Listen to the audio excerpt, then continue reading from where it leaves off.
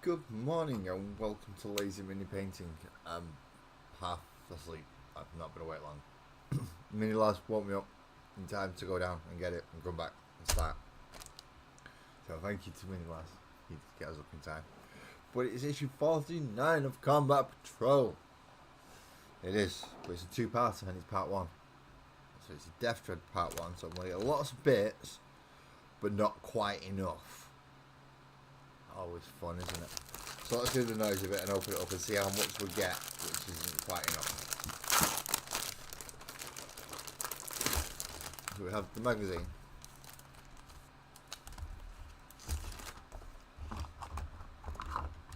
Wait, angry. Stay there a minute. There we go. So issue 49. And two sprues. Good morning, Francois. Good morning. I hope you're having a better start to the day than me. I'm having a start to the day that goes, no, today's just nope, too warm, nope. Fun start to the day. So we have two sprues. It looks like we have a good old chunk of the model, but obviously no base. We'll get that next time, and we'll get some other things next time as well, but which other things is a different matter. Now, I'm seeing potential for the front of an arc, the main part. So it's looking like we've got the main body, possibly some of the legs, or at least one of the legs.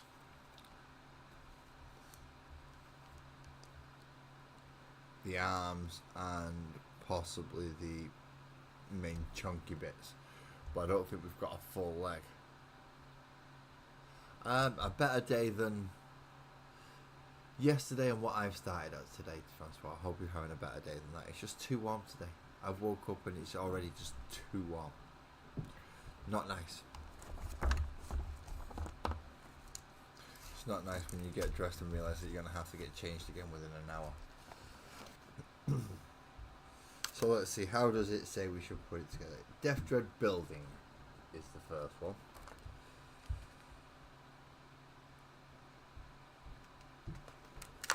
And I'm going to have, so no, we do not get enough for both the legs. So what I thought was the legs, those section that I thought, right, okay, that looks like legs, I was right.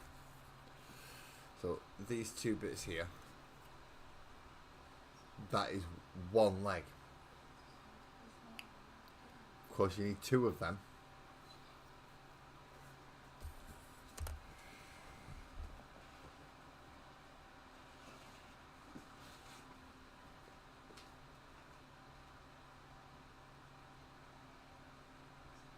Or apparently, or maybe not. Oh yeah, you need two of them.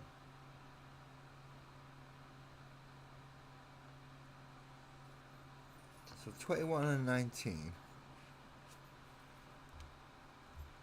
And what's the other side then? Oh, it's 20 and 18. We might have both legs. Let's find out if we've got both legs.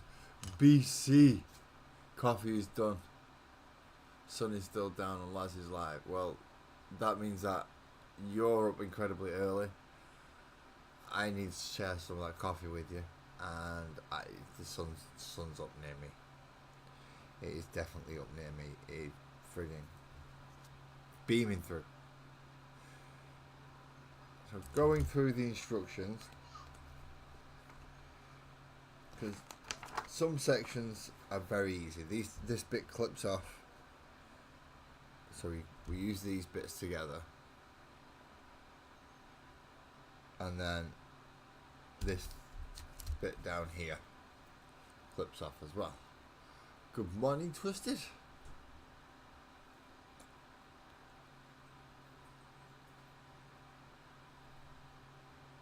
Well, I've got my fan on as well, Francois, but it's only a small fan, so it's not too bad on the camera and the microphone. So I try not to run too much like that if I can. It'll get cranked up after the stream. Do I put this together to the point where it's now put together as much as possible, or do I wait until next week where I've got everything? Because I'm looking for the 18 and 19 bits and I can't seem to find them.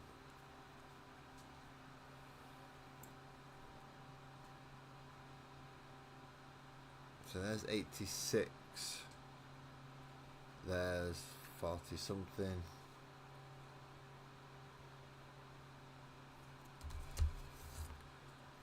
So it's the outer plating for the legs I'm looking for. It's 18 and 19. So this will tell me whether or not I can finish this off. I'll be able to finish the majority of this off today. Can I even make the legs? No. No is the answer. I cannot make the legs. I could get part 2, part 5, part 6, part 7 and part 1, I think. So I've got part 1. This is part 2. What's part 7? Because if we can get part 7, at least then I can get the torso built. And no, can I fucking get the torso built either? He's not giving me part 7 either. So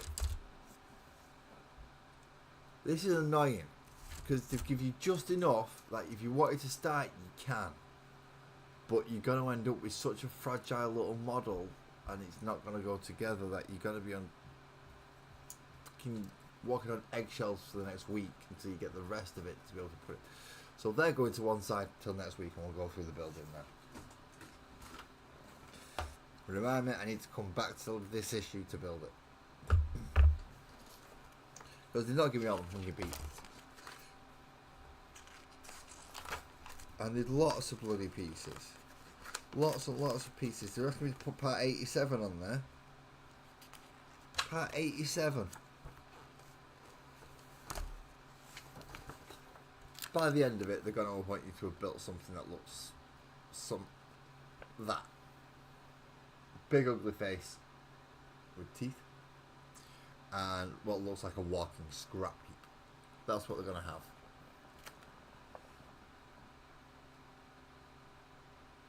You will require glue. You will require snips. This will be next week when they finally send us the rest of the bits to build it. So what else do we get in this magazine? Back to the beginning, let's have a look. So it tells us how to build, but doesn't give us all the right parts. We'll wait for next week. We have reading sections. It's always fun when you've not had a drink. Then hopefully it's going to give us the rules for the deffdread, and then it's going to tell us how to play. So it's going to give us the Orcs faction abilities, the combat patrol rules, and the display of might, which is the core mission. We've got another game to play through. Have fun! Have fun!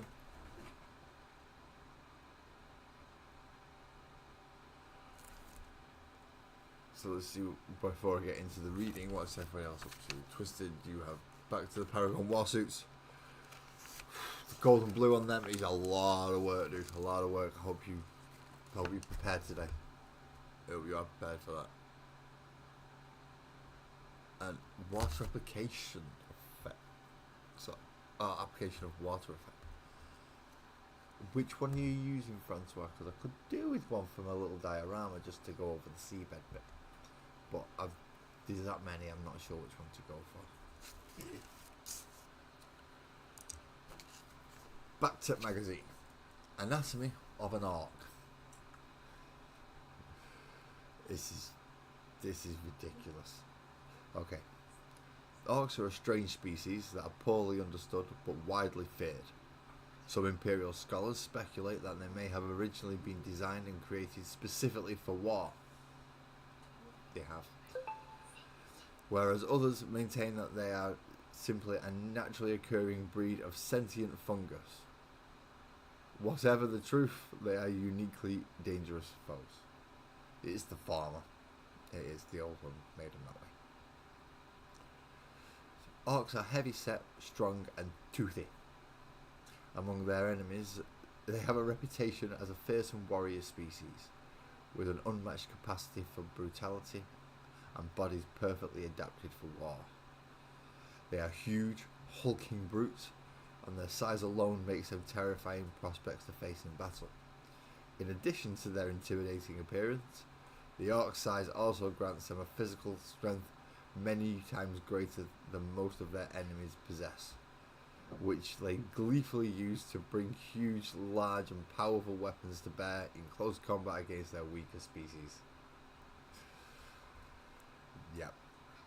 Their capacity to withstand physical damage can seem almost supernatural. Most injuries seem to do little more than annoy them, and even a major amputation will only slow a rampaging orc down. Not only do they heal quickly, or incredibly quickly, and feel very little pain, but they are temperamentally well suited to carnage and violence, even when that carnage and violence is being inflicted upon them. So yeah, football hooligans in space. They're just funny.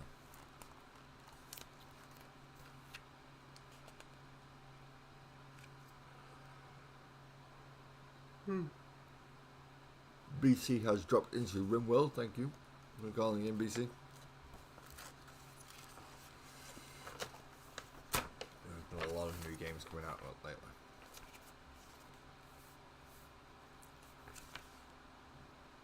So within the orc communities, there are certain types of orc. So you get war bosses, which run the wars, they're the guys in charge. You get the boys, which you general rank and file. But you'll get some other types of orcs, like docs and pain boys. Sometimes an orc gets too injured to protest. Too injured to protest. It just goes to show how orcs treat their doctors. And is dragged off to a surgeon who is known as a pain boy or a doc. Along with their Gretchen attendants, the doc will gleefully cut into their victim, adding bits or taking bits away just to see what happens. Occasionally, and largely by accident, this can restore the patient to health and strength.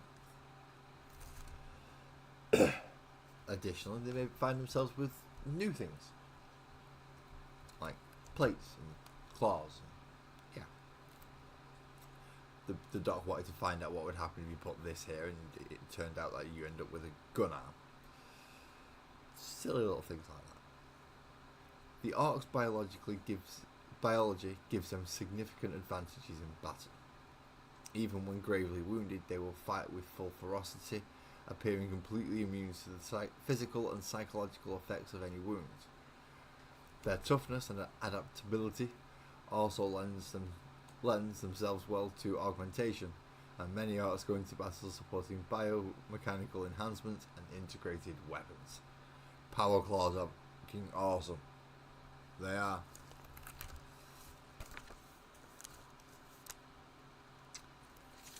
Armor? For orcs? That's the next bit apparently we're up to, is armor. No soldier ever plans to get shot. True. But even the most skilled warrior cannot evade their foes' attacks forever, and when that fatal blow lands, only their armor will stand between them and death. The armor worn on the galaxies of the battlefield reflect the varied threats against its wearers, from shot and shrapnel to fire and blade. We're just going over general armor this time, not arc armor's not real. Arc armor's where if you can find a slab of something and strap it to you, you've got armor.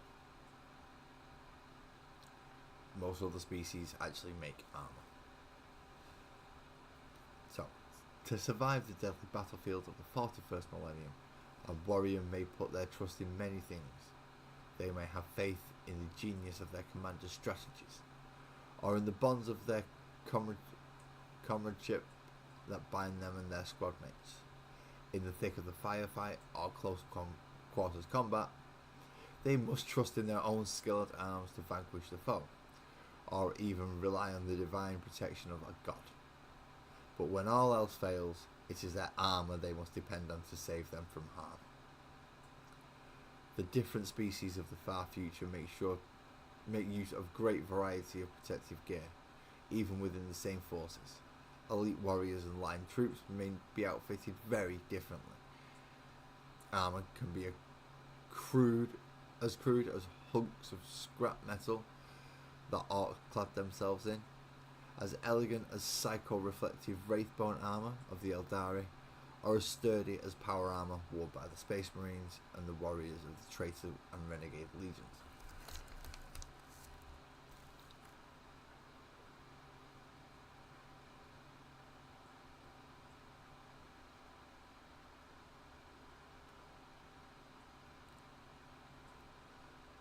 But we all like to know a medic.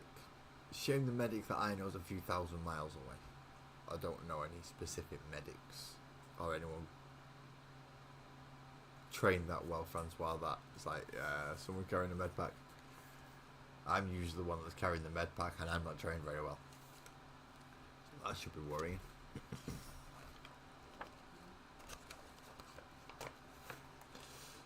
Next year page is elite. Oh, did I miss one? Right, yeah, I missed troop armour. I missed troop armour at the bottom, people. I'm sorry. Troop armour. Almost all combatants will wear some sort of armour. Many soldiers wear mass-produced armour suits designed to be cheaply constructed and easily maintained.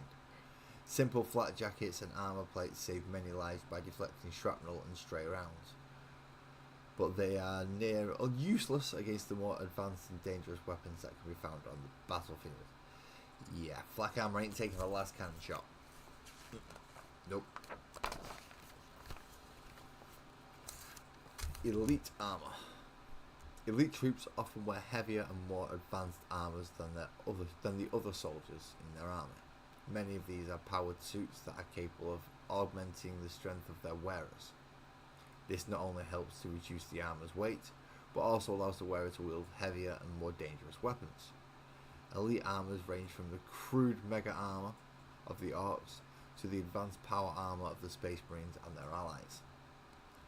Yeah, stuff that can take a beating, or got a better chance of taking a beating than other stuff.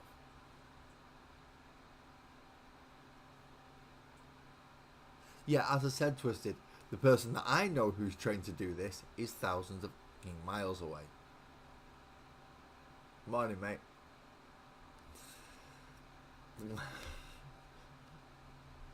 The person I want as the med guy is thousands of miles away. So I get lumbered as the med guy. And I'm useless, so I end up getting Sparkles to be the med guy. And then she gets all pissy with me because I've just called her a guy. See, don't work too well. Ooh, bio-armors, bro. Bio-armors. Some species have evolved with naturally integrated defences that help them to withstand attacks. To some extent, this includes species like the orcs, whose biology allows them to take significant damage with few physical or psychological effects. But some species go further than this and have evolved features that echo the form and function of armour plating. The best example of this are undoubtedly the Tyranids, whose sturdy plates can fend off numerous battlefield threats. So, natural just in armour compared to power armoured body plates. I think that's both of us need more coffee.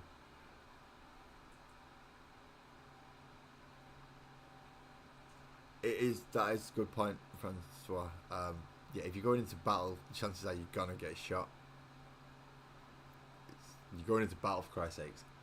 If you didn't think you were going to get shot, you wouldn't wear armour. You only wear armour because you think you're going to get shot. Or you're going to get hit in some way. So you put armour on to try and help it. And stop it. So yeah, you're right on that one. Bit of a flaw there. People wear armour not because they don't think they're going to get shot, but quite the opposite. They think they're going to get shot. Unless it's an orc on the other side, in which case they've got the accuracy of a spanner. So, and I mean a spanner shooting, not just the precision. milling that would make up a spanner. So again, once in these magazines, they like you to give your armies and units a bit of a backstory. So you can roll for your deffdread to find out what type of deffdread it is. A 1 or a 2, this deffdread pilot is having so much fun that they often don't notice when the battle is over and continue stomping and letting off rockets. Okay, bit of a nutter. They're all going to be a bit of a nutter. It's an art, for Christ's sake. 3 or 4, this deffdread pilot prefers to use their deffdread claws over their rockets and will stomp right up to the enemy before attacking them. 5 or 6, this deffdread pilot likes to rev their engines so that the smoke belches out of the exhaust pipes and anyone nearby is deafened by the noise. None of it to do with actual being good at it, no. He gets over enthusiastic with his rockets, he gets over enthusiastic with his claws, or he gets over enthusiastic with his engines. Which one does your deffdread like to get enthusiastic about? Engines, rockets, or claws?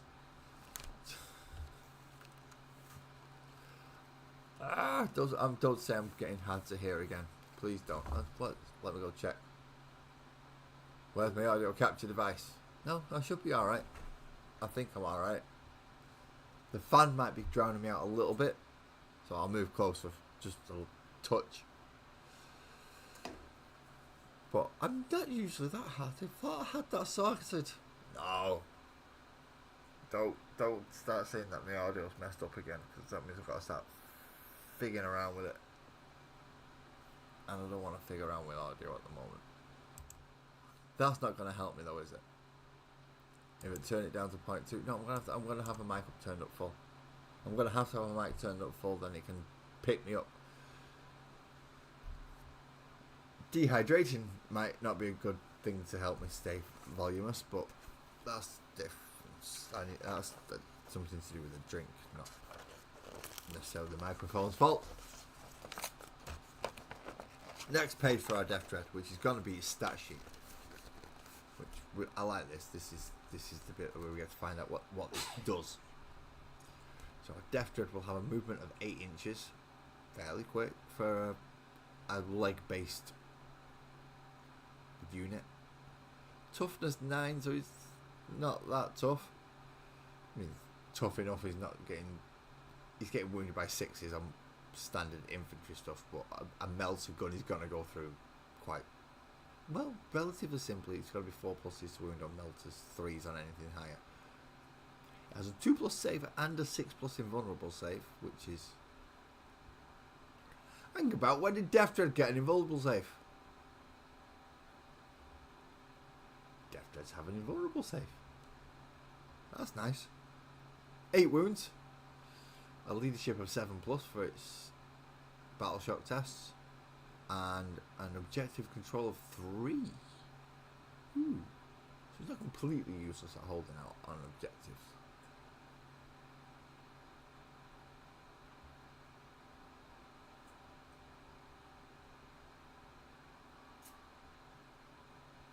See, I've got my gain turned all the way up. I've got it like way up there. And I can't get that to go any higher. And I've got my mic in front of me, and I don't think whoa, that's just, yeah, that just made that shoot right up there. But I think that one, out of the settings that I've got on my mic, this one seems to be the best one as far as I can tell. This one's useless. This one's just not good. This setting's not too bad. It does help a little. And then, as far as I'm aware, this setting's the best setting because it picks me up the best. As long as I'm actually talking into a damn thing. It does help if I talk into it, doesn't it? So, ranged weapons for a deffdread is going to want us to equip them with rocket launchers. And I'm not going to disagree with this one. I will be equipping it with rocket launchers. 24-inch range, which is a decent range. It's about a mid-range weapon. Ballistic skill 5+. It's orcs.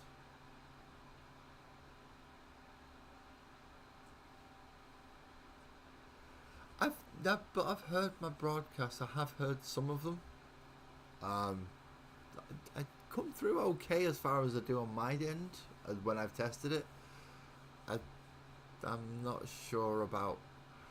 I'm not 100% sure. As I said, I have just tried flicking through, and I'm not sure how loudly that comes through. I can't put it through the monitor. That's the problem.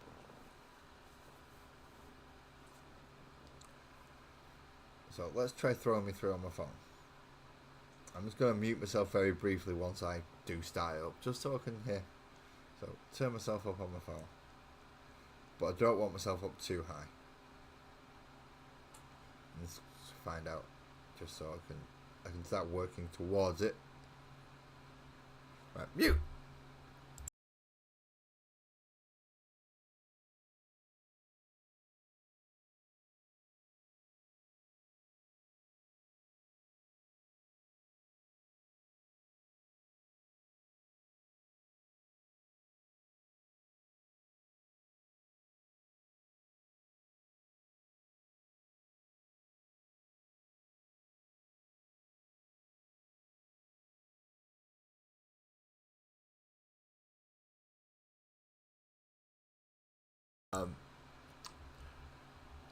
Because of the fan, I can't hear myself too well, and I didn't think I was that low.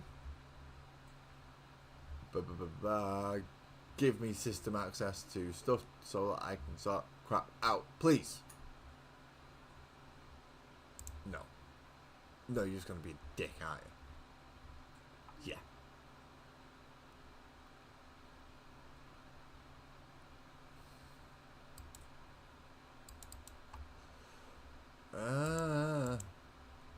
Give me my audio mixer and audio 100%.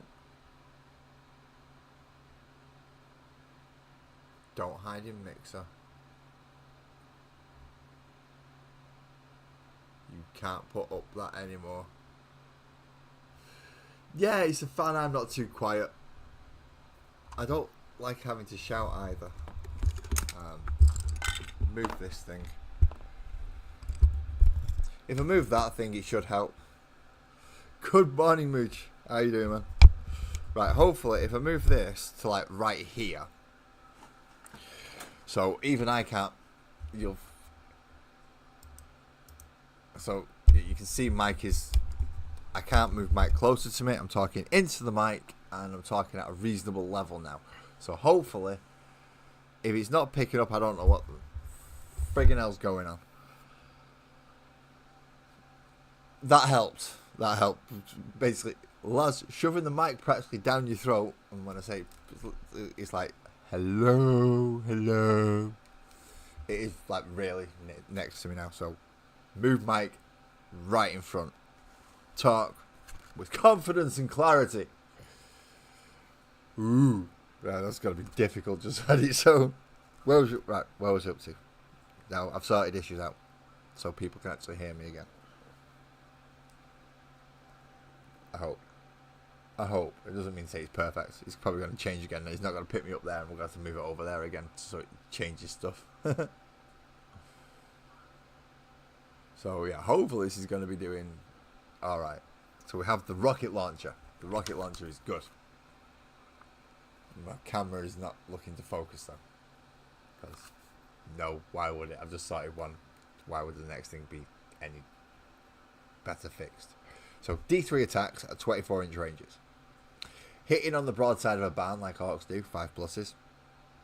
Strength 9, so it's good against itself. And he's got a better chance against a land raider than a shooter does. -2 AP, so you're pushing most things to invulnerable saves if they've got one. And a flat 3 damage. That's the good bit. The flat 3 damage. Because all it takes is 1 to go through and you can kill a Terminator. Melee weapons. Now, a deffdread's melee weapons have special little caveats that go with them, which is dead choppy. The attack's characteristic of this weapon increases by 1 for each additional dread claw that is equipped to the model. So if you decide you don't want any... Yeah, I know, Francois, we have this conversation every stream, but I don't know about my audio issues unless people tell me about them. And if I move it and it changes and people tell me I got it right and I've left it there, then I don't understand why it's changed. So then I have to move it, and then we come to this conversation of, yeah, well, actually too quiet again. How could it be too quiet? I'm sat at the same place as last time. No, you're too quiet again, mate. You're going to have to go check. Right, okay, so I'll go check and find out I'm too quiet and then move my mic. So, yes, Dead Dread Claw. So if you don't put the rocket on it, I think they're going to force you to put 1 rocket set on it. If you put a choppy arm on instead, you will go from 4 attacks to 5 attacks, but will lose your range ability. Some people are fine with that. So, as standard with a rocket attached, you will have 4 attacks, hitting on 3s, which, because they're arcs, they can hit things better than they can shoot. As I said, their shooting ability is hitting the broadside of a barn, just about, from inside it. But if you want to hit you with something physically, like an axe or a club, then yeah, they're good at that. 3 pluses. Strength 10, so even better for going through armor. Again, minus 2 AP and a flat 3 damage.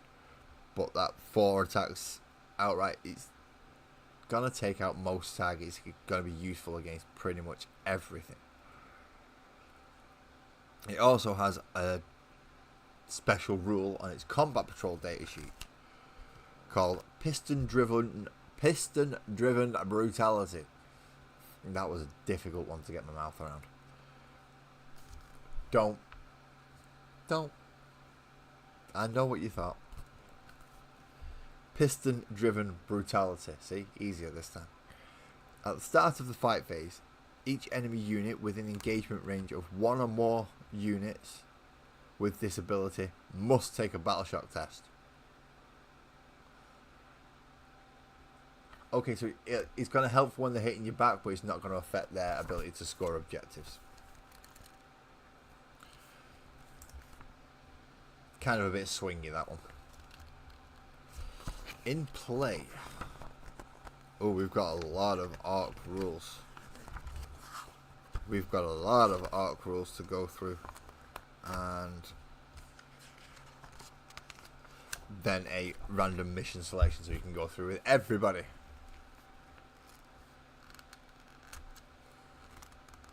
Ah, you don't use headphones. Like, yeah, okay. Headphones do make it easier to hear. But if you're not using headphones, then no, you need the clarity coming from whatever the further away source is. Well, fair enough. Let's start on the faction abilities for the arcs. The main ability, the whoa! Everyone has to do it that way. If you don't do it that way, you're not a real arc player. So the whoa ability. Once per battle, at the start of the battle round, you can call a whoa. If you do, until the start of the next battle round, it has 3 effects. Arcs from your arc units from your army are eligible to declare a charge in a turn in which they advanced. So, advance and charge. Nice for a melee army. You get to add 1 to both the strength and the attacks characteristics of melee weapons equipped by arcs in your army. And arc models in your army have a 5+ invulnerable save. So as long as they've got the faction keyword WA or WOA, which is there in this case, you're going to have to take my word for it because this isn't focusing. And the Art Warboss has the faction ability, the Art Boys have the faction ability, the Boss Knob has that faction ability. Most things will have that ability. You will get those 3 or a variation of those 3 special rules. But you can only call it once per battle, so timing is everything. So how do you advance and charge? Well, it's quite easy to advance and charge. During the battle round where a war has been declared, Your units can declare a charge even if they advance during that turn. This allows them to get closer to the enemy before declaring a charge, bringing new foes into charge range, and increasing the chances of a successful charge. In this example, this one here, the player makes an advance roll of 4. So he moves his 5 inches, advances for an additional 4, giving the war boss a total advance move of 9. Okay, so he's moved 9 inches there. He next rolls another 9 for his charge roll, because you can charge up to 12 inches. Rolling 2 dice, gets another 9. It gives him quite an effective range of like 18 inches to shift across to go smack things in the face. Yes, orcs do need a 5+ invulnerable save, because they don't have a save of any other kind, some of them, so they need something. +1 strength, how that works out. So during the round in which you has been declared, all of your orcs' melee weapons gain an increased strength. For example, boys and boss knobs are engaged in combat with an Infernus Marine. Each of their melee weapons has had its strength characteristic increased by 1. So the big chopper has gone up to a strength 8. A standard chopper and a close combat weapon have now gone up to strength 5. So the wounding much easier. Wounding that Space Marine much easier. The big chopper's wounding on 4s, and the choppers and the close combat weapons are wounding on 3s. The big chopper's wounding on 2s, not 4s. Jeez. The reason why you end up getting a 5+ invulnerable save, when the war has been declared, units also gain a 5+ invulnerable save. In this example, the Death Copters are being attacked by a Hellbrute, which is firing its plasma cannon. The Death Copters would normally use their 6+ invulnerable save, but in this case they can use their 5+ invulnerable save, which means you've got a better chance of surviving, because the war does last through a full turn. So you declare it at the start of the turn, and even if you're going second, you declare it at the start of turn 4. They go first, you get the invulnerable save when they get to shoot at you, and then if you're going second, you get to advance and charge into them. You're already using the invulnerable save in their part when they shot crap at you. So it becomes useful. It does become useful. An invulnerable save, especially on things with low saves or no saves, in the case of Gretchen, but I don't think they get the WA ability, because, well, they're Gretchen, they're fodder about the best anyway. But Orc Boys having a 6+ save, getting a 5+ invulnerable save is better than your armor. It's always excellent. Orc combat patrol rules. So enhancements, secondary objectives, and stratagems. Those 3 things are the same kind of idea for every army. So they're enhancements. Let's actually find out what the enhancements are. That's more what you should be telling us. So as standard, you will get Grizzled Scarboy. Grizzled Scarboy. The more fighting an orc survives, the bigger and meaner and more covered in leathery scars he becomes. Many war bosses boast a gnarled green hide as tough as any conventional body armor, and are capable of shrugging off the sort of firepower that would stop a light tank in its tracks. That accumulates to in-game. Each time a ranged attack is allocated to the bearer of this ability, half the damage characteristic of that attack. So damage 2 weapons become 1, damage 3 weapons become 2, damage 4 weapons become 2. So you generally round up, and a damage 1 weapon, you cannot halve it. You will always take 1 damage. Optionally, as an enhancement, you can take Teleporter, which is pretty much exactly how it sounds. You're going to get a teleporter.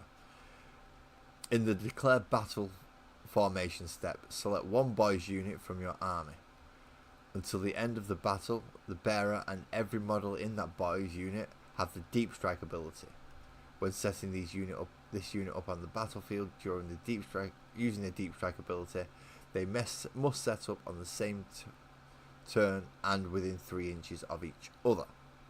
So they've got to come in like one big unit, but you get to deep strike them, which is awesome. Same deep strike rules apply. You've got to remain 9 inches away from the enemy, and I think it's 3 inches vertically and 9 inches horizontally. You've got to stay away from them. But it's just so long as you can do that and you can come in right next to each other, because you've got to go in 3 inches. You're probably going to be part of the unit in fairness, but you've got to stay 3 inches away. Oh, stay within 3 inches, sorry, to make it happen. But that means you can teleport a large blob of orcs and a mega armored war boss 9 inches away from your opponent, and they're not going to be happy about it. Objectives, well, secondary objectives. We get 2 again. We should usually get one that gets you to stack victory points and one that gets more victory points, but you only really claim it once. So let's see what we get with the orcs. Secondary objective number 1: stomp them. Okay, stomp them. From the second battle round onwards, at the start of the battle round, select one enemy unit that is not destroyed to be your army's target. At the end of the battle round, you score 3 victory points if your army's target for that battle round was destroyed by melee, or destroyed by a melee attack made by orc models from your army. So 3 victory points, and you've got to do it in the fight phase, and you've got to do it in melee. That's tougher to get than it sounds. The other option is proper looting. At the end of your command phase, for each objective marker you control that is not within your deployment zone and has not yet been looted by your army, you can attempt to loot it. You can loot an objective marker if one or more orcs from your units, one or more orc units from your army are within range of that objective marker, and those units are not within engagement range of one or more enemy models. If you're on your own on the objective marker, you can try it. If this is the case, roll a d6. On a 2 to floor, no worries, Twisted. You go enjoy your breakfast. Breakfast sounds like a damn good idea. Just food in general at this moment in time sounds like a good idea. I might have to nip out again, but not yet. After this, of course. So roll a d6. If you get a 2 to 4, your army has looted that objective marker and you score 3 victory points. On a 5+, you have looted that objective marker and you score 5 victory points. Okay, so usually there's only 3 objectives in No Man's Land. So at most you're going to score 15. You might score 9. Right. That's providing you can get it done in your first turn. If not, you'll... No, not 9. Yeah, 15 if it's 3 and 25 if you can get all 5 turns. So yeah, that's gonna score a lot more than the default one, but it's gonna be more difficult to score. If you only have 3 objective markers, then yeah, it's 15 and 9. If you can get 5 objective markers in the midfield, then you can go for the full 25 or 15, but you're very rarely going to have that many objective markers in the midfield. And the other one is from the second battle round, so maximum you can score is 12. It's close to which one to go for. I'd be tempted with the proper looting if I was to running a more boys hard army. If I was running something with more like Lasgold Thwacker, deffdread, then yeah, I might be more to go for stomp 'em. I've got a better chance of taking out a unit with melee in those units. That's a tough one. Neither one particularly stand out. Stratagems. So we will get 3 stratagems like everybody else. First one is get stuck in. You use it in the fight phase. You use it on one orc unit from your army. And the effect until the end of the phase. Each time a model in this unit makes a piling or consolidation move, they can move 6 inches instead of 3. So it allows you to wrap and trap. Which means get around the back of them so that if they try to desperate escape or fall back, they have to go through your units, so you've got more chance for them not to do it. Bit of a sneaky move, but then again, it is the orcs. They can be cunning and brutal if they want, and wrapping your units and trapping your opponent's units is a bit of a brutal, not nice way of doing it. Speaking of brutal, the next stratagem, brutal but cunning, used in the charge phase on one of your orc infantry units. Until the end of the phase, your unit is eligible to declare a charge in a turn in which it fell back. Orcs falling back? What the orcs don't fall back? Morning, Buzzard. How you doing, mate? They've just said that orcs fall back. Orcs will retreat from a... No. No. Orcs don't fall back.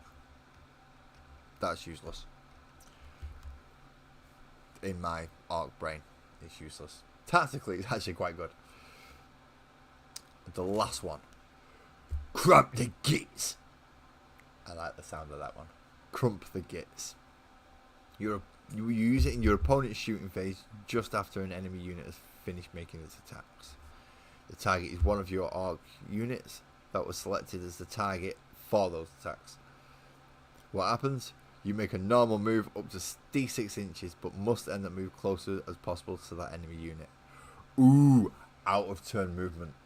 That's quite powerful. So if you've already advanced up there, you're not close enough to get the charge off. Now they've been stupid enough to shoot you. 1 CP, roll a d6, you get to do an out of turn move to get you a bit closer. Next time, you're making that charge and you're getting into close combat, providing you've got any orcs left. I mean, if they keep shooting and shooting and shooting, then they're going to whittle your unit down. And you don't get that many command points, really. You get 2 per full battle round, and any more that you can make up through characters. So you don't get many unless you save them. So next is the combat patrol mission. Mission for this edition. Mission for this edition. This issue. Yeah. And the mission is display of might. So, glorious victory in battle is a demonstration of our superiority and the weakness of our foes. Such an opportunity has arisen. Wrest control of the enemy's symbolic sites of resistance and we can crush their fighting spirit. But beware the foe's spiteful resilience on the back foot. So the mission rule, break their spirit. Players cannot use the insane bravery stratagem unless the unit targeted for that stratagem is within 6 inches of the warlord. Okay. So you've got to be close to the warlord to use the insane bravery stratagem, which is auto pass a leadership test. Claim sites. The objective markers in No Man's Land are symbolic sites. At the end of each player's command phase, if the player whose turn it is controls a symbolic site and 1 or more character models from their army are within range of it, that symbolic site is claimed by those models and remains so while any of those models remain within range of it. Right, so we have 1 in each deployment zone for an objective marker, and we have 2 top and bottom 8 inches away from the centre. That's fair enough. So these are 14 inches away from the centre, just 2 inches into each deployment zone, and those are 8 inches. So you've got a fair distance to go between them.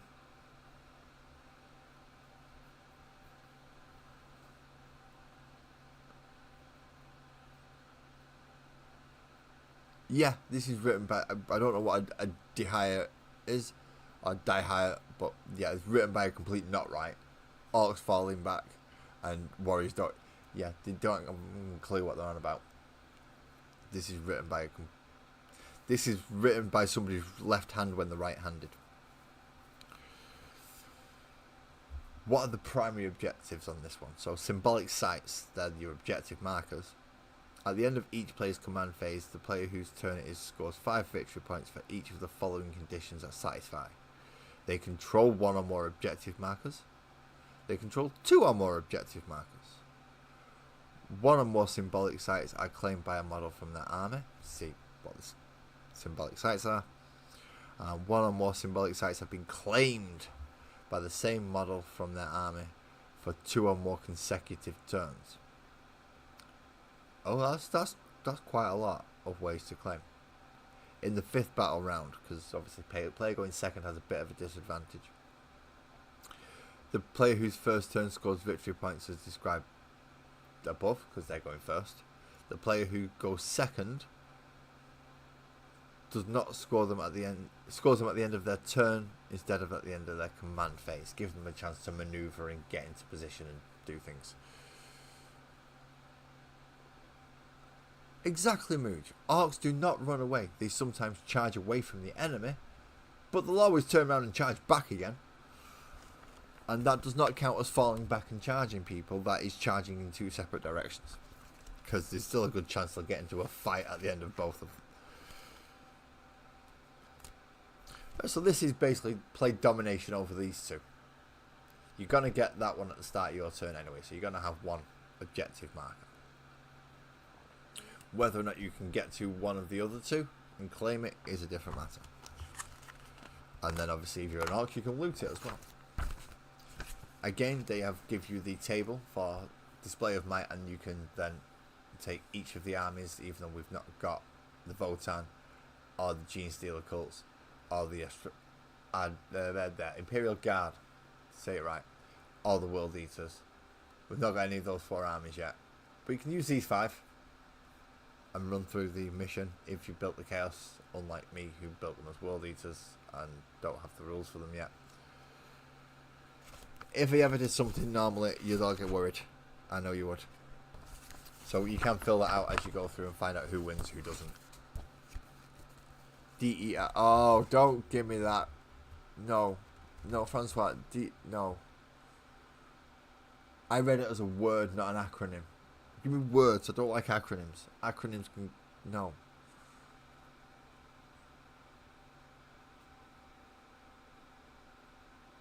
Yeah. That's pretty much right. People chosen for the wrong reasons. You've got that job because of DEI. Well, that's not why you should get a job. You should get a job because you're qualified. Sorry for shouting there. Morningly, you've joined me just as I'm finishing the magazine and getting... Yeah. Hangry, I shall say. Shall we say hangry? So what's next week? Well, we know what next week is. Next week is the rest of the friggin' deffdread, so we can actually build the damn thing with the instructions we got in this magazine.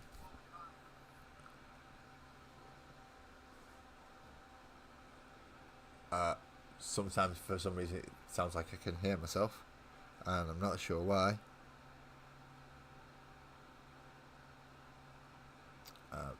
But okay. But yes, it's finishing off the deffdread. We'll get the other sprues and the base for the deffdread next week. We will also learn more about orc culture, spelt with a K, of course, as well as combat patrol rules. So we'll get more rules for the orcs and how to field to win combat patrols. After that, issue 51, we will be getting Pallid Witch Flesh, which is a paint, of course, and Pink Horror, which is another paint. No dabby things, no extra little bits, no brushes or anything, just 2 paints. So he's going to tell us how to apply those in tiny little bits of detail over all the armies that we've done and collected so far. He's also going to tell us about battlefield essentials. Things like terrain, line of sight blocking things, big whopping buildings so you can hide behind them, big whopping buildings so you can hide big stuff behind it. Things like that. Should be fun. But before we go through that, we get to find out more about orcs and the orc culture, and I get to finally build a deffdread. Yes! After all these years of having orcs, I've never had a deffdread. I've never had a deffdread. Got a stomper I've never had cards. I've never had deffdread. It's going to be my first deffdread. No worries, Lee. No worries. But thank you for coming in. Even if you have been in from the start, I've been very, very quiet and I didn't know you was there and you snuck up behind me and go, rah! Essentially what you've just done. But that is the end of issue 49 of Combat Patrol magazine. There is a lot of reading. There's a lot of putting together and getting frustrated because you realise you can't put it all together.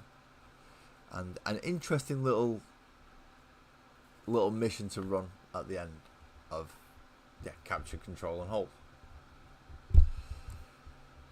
Should be fun, especially if you go around looting all the other bloody objectives, because it doesn't say you can't use everybody else's stratagems and things like that. So you're going to be using the full rules to go through that last mission. So Space Marines, if you're playing them, will be getting their Oath of Moment and their other little things that they can add on to it.